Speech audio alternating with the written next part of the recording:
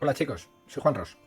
Bueno, pues en este vídeo voy a explicar lo básico, las claves de la clase que os di de la Facultad de Insuficiencia Renal Aguda. Trataré que sea un tema breve. Quería destacar que no es suficiente lo que voy a explicar aquí para poder afrontar el examen, pero sí puede servir para tomar una estructura sobre la que plantear el estudio mediante la bibliografía básica y la clase que os pude dar. Voy a tratar de seguir este esquema, como veis, pero es posible que pueda modificarlo sobre la marcha por el interés narrativo. Vamos con lo primero. Vamos con el primer punto. Los riñones, en número de 2, están situados en el espacio retroperitoneal. Reciben su irrigación de la arteria aorta y drenan la sangre venosa en la vena cava. Además, recibe de forma unilateral inervación del sistema nervioso autónomo. ¿Cuál es la función renal? Sostener el medio interno. La homeostasis. Participar en ella.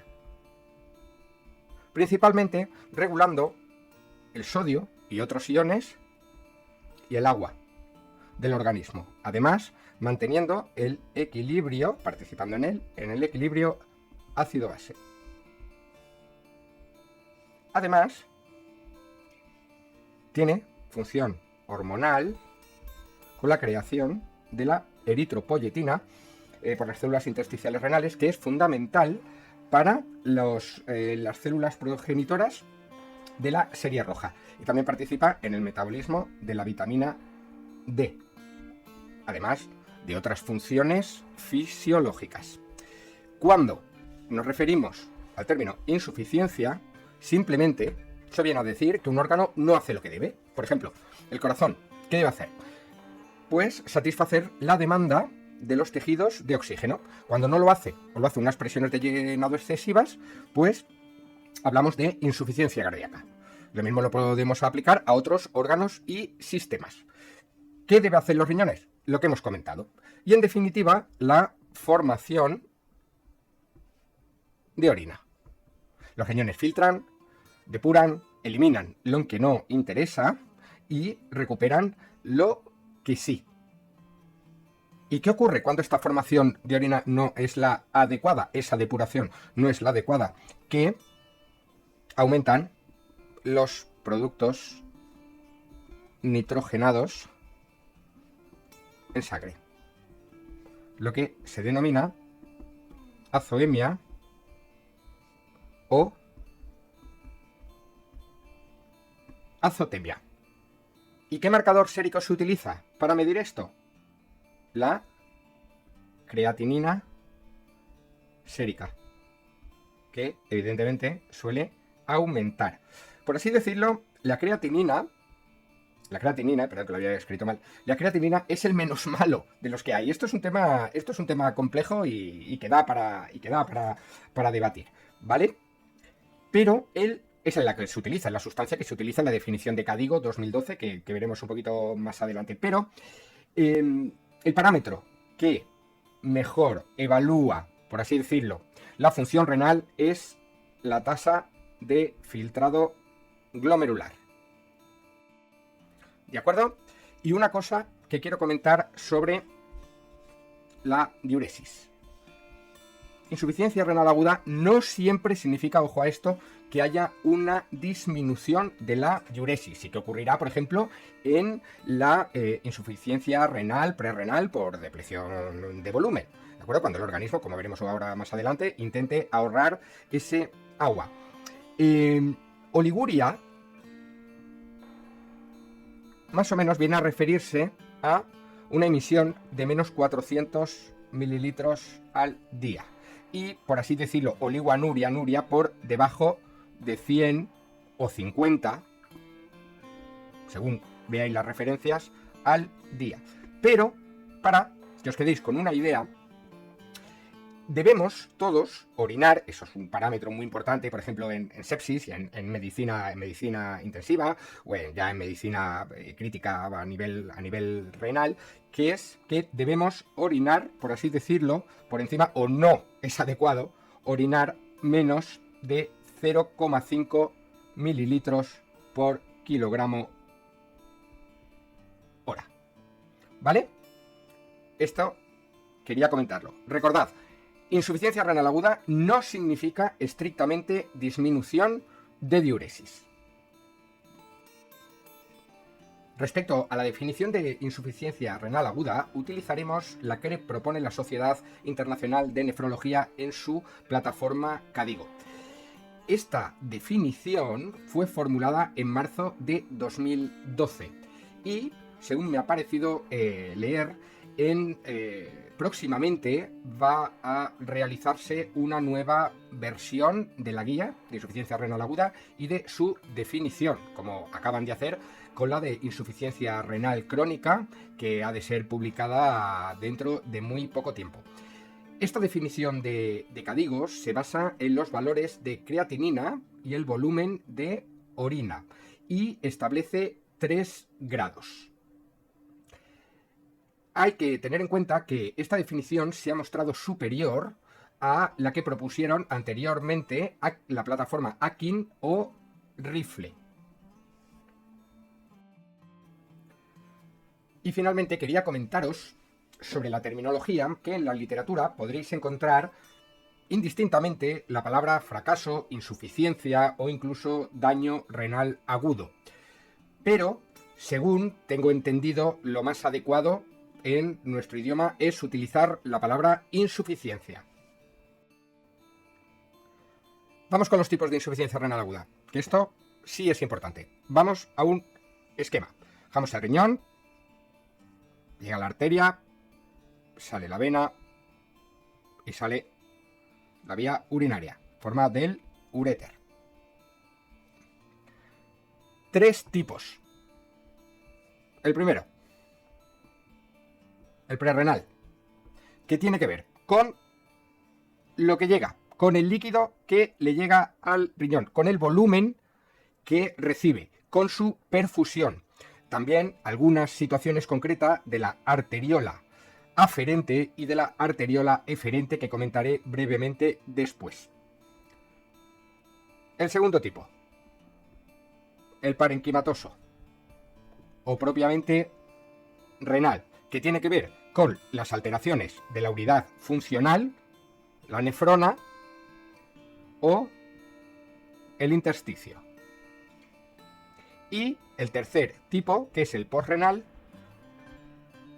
que explica las situaciones patológicas de la vía urinaria. Estos son los 3 tipos. Aquí ya comento que la bioquímica de orina va a ser fundamental para distinguir estos 2 tipos. Si bien este último, la bioquímica de orina, no es específica. Para eso tendremos otras herramientas. Vamos a detallar la insuficiencia renal prerrenal. Vamos con el primero de los casos. El prerrenal. Esta es la causa más frecuente a nivel de la comunidad y se considera en cerca del 40% de los casos de instauración nosocomial. Este tipo de insuficiencia renal tiene que ver con el aporte que le llega de volumen con la perfusión a través de las arterias. ¿En qué situación se compromete esto? En situación de hipovolemia, que puede ser verdadera en caso de pérdidas. Imaginaos diarrea, hemorragias, grandes quemados, pérdida a nivel cutáneo, o efectiva, como ocurre, por ejemplo, en insuficiencia cardíaca, shock cardiogénico, también en situaciones de vasodilatación periférica, como ocurre en la sepsis. Que hay otros ejemplos. Este es de los más, podríamos decir, de los más comunes. Y en situaciones de vasoconstricción renal, como puede ocurrir con fármacos alfa-adrenérgicos o con inhibidores de la síntesis, digamos un ejemplo ya un poquito más complejo, de la inhibición de las prostaglandinas, o incluso en hipercalcemia. ¿De acuerdo? Y Medicine incluye otro supuesto, que es la alteración, por así decirlo, de los mecanismos de adaptación renal. Para ello voy a ir, que sea de parénquima, voy a ir al glomérulo. Esta es la arteriola aferente, el ovillo, y la arteriola eferente. Bueno, esto sería la cápsula de Bowman. Disculpad de la iconografía, que lo estoy haciendo sobre la marcha. Bueno, pues esta situación tiene que ver con fármacos. ¿Vale? Mirad, resulta que los AINES disminuyen la perfusión de los glomérulos porque provocan vasoconstricción de la arteriola aferente. Y está el caso de los IEK, ARA2, que pueden inducir insuficiencia renal prerrenal porque generan una vasodilatación de la arteriola eferente. ¿Vale? Esto disminuye la presión de perfusión y disminuyen, por así decirlo, la presión para el filtrado glomerular. Aquí tengo que destacar que la angiotensina 2 es una sustancia muy importante en medicina clínica, entre otros efectos, genera vasoconstricción de la arteriola eferente. ¿Para qué? Porque al disminuir el calibre del vaso aquí, con la vasoconstricción, lo que está generando es un aumento de presión en lo que es el ovillo, que ese aumento de presión hidrostática facilita el filtrado de agua y sal que posteriormente será recuperado. El fin de la angiotensina 2, al fin y al cabo, es retener agua y sal. Sistema renina, angiotensina, aldosterona. Bueno, pues los IEK, insisto, causa de insuficiencia renal aguda prerrenal, al provocar vasodilatación, o sea, el efecto contrario de la angiotensina 2 nativa, provocan una caída de esa presión en el ovillo y disminuye el filtrado glomerular. Y ahora voy a quitar esto y quiero comentar los hallazgos en la bioquímica de orina, que son muy importantes y que nos ayudan a distinguir este tipo del parenquimatoso, los hallazgos en orina. Como hemos dicho, si estamos ante una situación de hipovolemia, sea del tipo que sea, lo que van a hacer los riñones, que en principio estructuralmente pues, están bien y funcionalmente están bien, es retener agua y sal. Por tanto, cuando se genere esa orina, esta va a tener un menor volumen. Va a haber una disminución del caudal de la diuresis. ¿Por qué? Porque el organismo está intentando retener agua. Evidentemente, si estás en una situación, estás sangrando o estás con una diarrea salvaje, lo que va a hacer el organismo es intentar retener todo el agua que sea posible. Va a disminuir la orina, el caudal de orina. En este caso sí, ¿vale? Aparte que en historia clínica vamos a encontrar pues una persona que te va a contar lo que le ha ocurrido, ¿no? Que tiene un proceso gastrointestinal que está generando diarrea. Vamos a encontrar hallazgos de sequedad cutáneo mucosa, vamos a poder encontrar el signo del pliegue cutáneo positivo y una menor cantidad de orina. ¿Y cómo va a ser esa orina a nivel bioquímico? Pues va a tener un sodio en orina bajo, por lo general por debajo de 20 milimol litro. Cuidado con esto. En los minerales, en los iones de valencia 1 milimol es igual a miliequivalente litro. ¿De acuerdo? Porque según las tablas, en unos sitios, tanto en sangre como en orina, podréis encontrar para el sodio, el potasio y el cloro milimol o miliequivalente. ¿De acuerdo? Es lo mismo, no ocurre así con el calcio, ni con el fósforo, ni con el magnesio, ¿vale? Otro de los iones comunes que utilizamos en clínica habitual. ¿De acuerdo? El sodio en orina será bajo. Esto es muy importante. ¿Por qué? Porque el organismo lo está reteniendo, no lo va a eliminar. Estos riñones en principio están bien. Estos riñones pueden funcionar, ¿vale? ¿Qué vamos a encontrar? Además, que la fracción de sodio, es una fórmula que debéis conocer, va a ser menor del 1%. Y, por lo que acabamos de decir, la osmolaridad de la orina, ¿vale? En miliosmol kilogramo, va a estar por encima de 500. que podréis encontrar referencias que está por encima de 350, ¿de acuerdo? Podréis ver cierta variación según las normas, según la literatura que manejéis, pero el concepto tiene que estar claro. Insuficiencia renal aguda prerrenal, sodio en orina bajo, fracción de sodio, fracción de excreción de sodio menor del 1% y osmolaridad de orina elevada. ¿Por qué? Porque la osmolaridad, al fin y al cabo, es una relación entre el soluto y el disolvente. Si la cantidad de disolvente ha caído, esta relación va a hacer que la osmolaridad de la orina sea elevada. Esto es muy importante porque nos va a permitir la distinción con el próximo tipo de insuficiencia renal aguda que vamos a comentar. Y un detalle que no había comentado, muy importante. Si esta insuficiencia renal aguda prerrenal no se trata, sea con el aporte de volumen, con la retirada del fármaco concreto que haya podido generarlo, puede evolucionar a una de las principales causas parenquimatosas, que es la necrosis tubular aguda, y que ya ofrecerá datos de insuficiencia renal parenquimatosa, aunque podremos encontrar por historia clínica datos que nos orienten a una prerrenalidad. Vamos con el segundo tipo, la parenquimatosa. Esta tiene que ver con las estructuras propias del parénquima renal y con los vasos sanguíneos. El parénquima renal, bueno, aparte de la distinción clásica entre corteza y médula, que tiene sus propiedades, el parénquima renal está formado por la unidad básica de funcionalidad renal, que es el nefrón, lo decían los antiguos, o la nefrona, que está formado por glomérulo y por túbulos,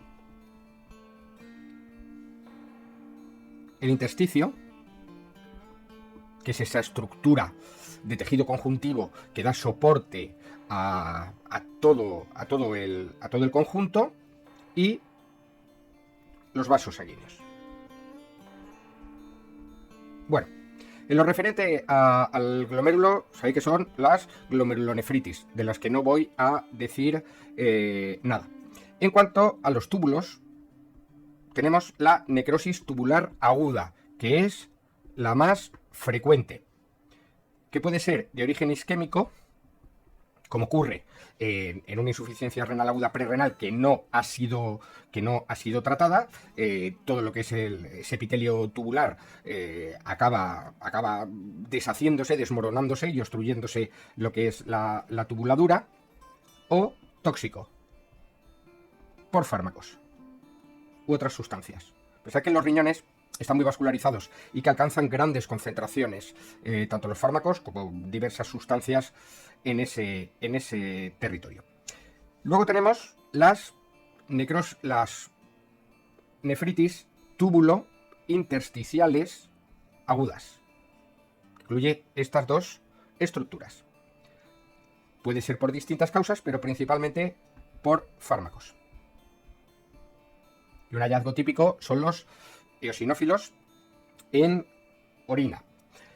Quería recordar aquí que cuando una persona inicia un fármaco y luego desarrolla insuficiencia renal aguda, la presencia de fiebre y ras apenas acontece en un 10% de los casos. No es lo más común, ¿de acuerdo? Y en los vasos sanguíneos tendremos en cuenta a nivel microvascular, como pueden ser las microangiopatías trombóticas, ya es otra historia, y las ateroembolias, ese spray de émbolos, de cristales de colesterol que pueden surgir ante una cateterización, por ejemplo, de vía arterial. Y a nivel macrovascular consideraremos, por ejemplo, las embolias, raras, pero motivadas por una fibrilación auricular. ¿Vale? Este más o menos es el esquema básico. Y en cuanto a los hallazgos de orina, también son muy importantes, porque nos van a permitir la distinción con el primer tipo que hemos explicado, el prerrenal. Los hallazgos vienen a ser que el sodio en orina puede ser mayor de 20, el equivalente en litro. De hecho, encontrar en otro sitio mayor de 12, mayor de 20, mayor de 40, depende de la norma, ¿de acuerdo? Pero que el sodio estará en rango más o menos normal. No está intentando retener agua y sal el organismo, no le falta, ¿vale? la fracción de excreción de sodio será mayor del 1% o mayor del 2%, podéis encontrar en otras normas, y la osmolaridad de orina será menor de 350 miliosmol kilogramo, por oposición a la prerrenalidad, en la que teníamos una orina muy concentrada con una osmolaridad por encima de 500 miliosmoles kilogramo. Esto es fundamental. Sabéis que en clase no me canso de repetir la importancia que tiene en clínica para vosotros en semiología la distinción entre los dos tipos de insuficiencia renal aguda.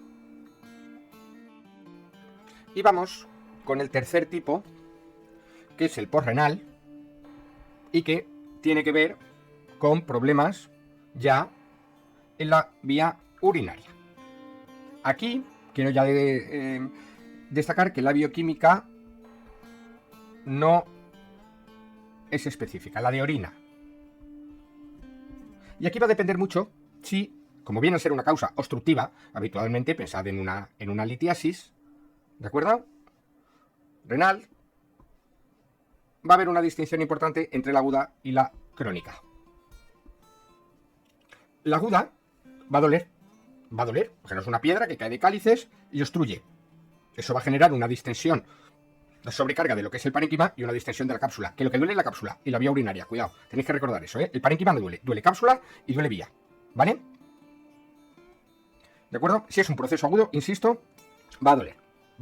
Pero si la obstrucción es más o menos paulatina, pensemos en una neoplasia, a lo mejor en la unión, una neoplasia vesical, en la unión del uréter con la vejiga, y se va haciendo poco a poco, pues puede ser que no haya dolor, ¿vale?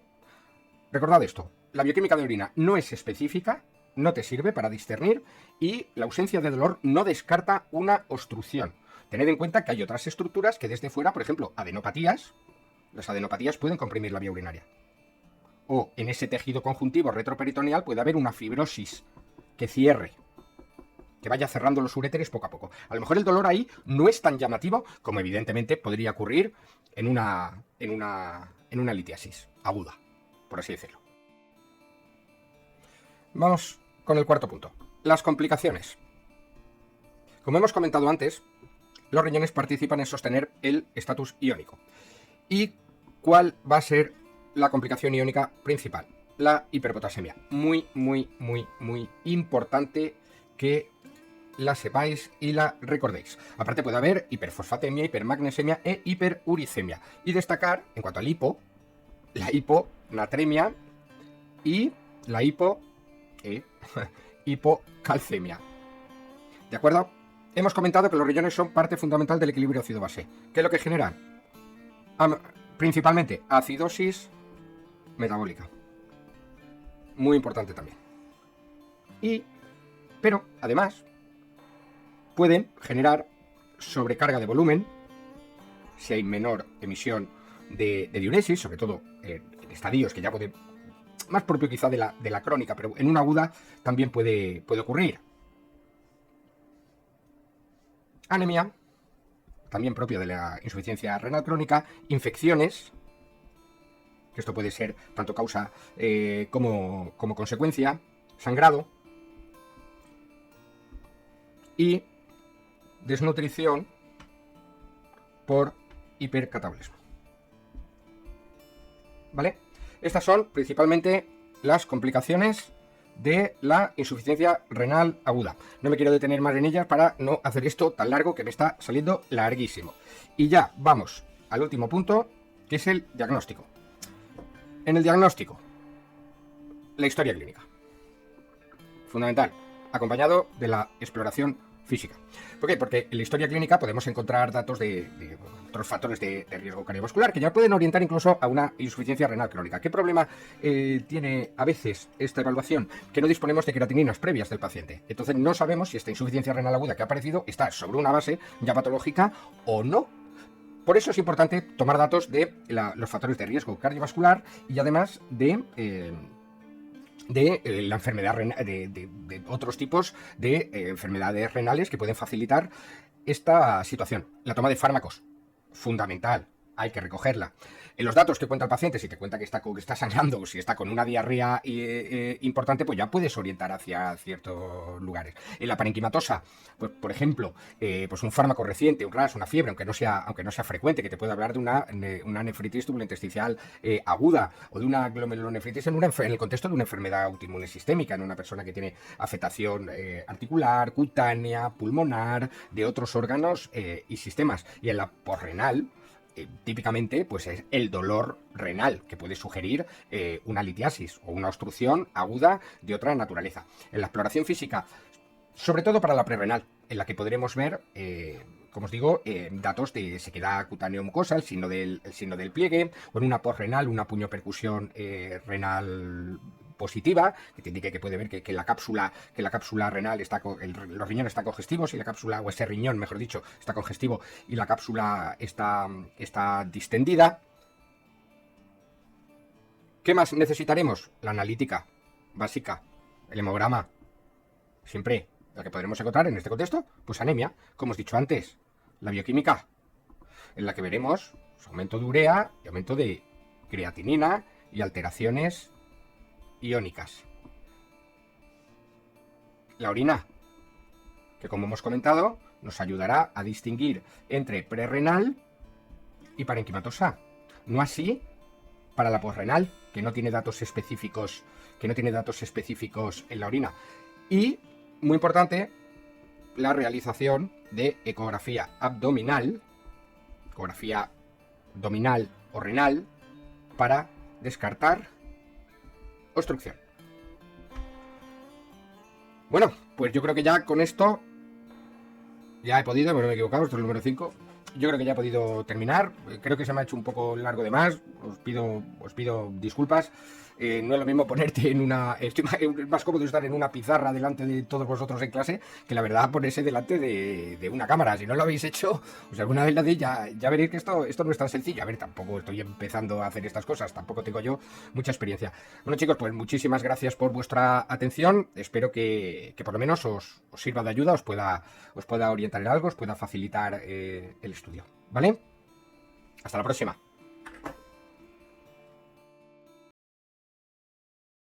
Máquina, Venga, ¿qué dices? Pues nada, aquí vamos a ver si ganamos el tercer clasificado a la Copa. Muy bien, mucha suerte, chavales. Venga. De un tiempo perdido, a esta parte esta noche ha venido un recuerdo encontrado para quedarse conmigo. De un tiempo lejano, a esta parte ha venido esta noche otro recuerdo prohibido, olvidado en el olvido. Sentimentalmente para remediarlo, voy a quedarme contigo para siempre. Pero puede que te encuentre últimamente, entre tanto me confundo con la gente. Sentimentalmente nuestro por ahora es el mío que el olvido ha destruido. Y si el viento me devuelve a tus orillas, serenamente será dormido, serenamente será dormido.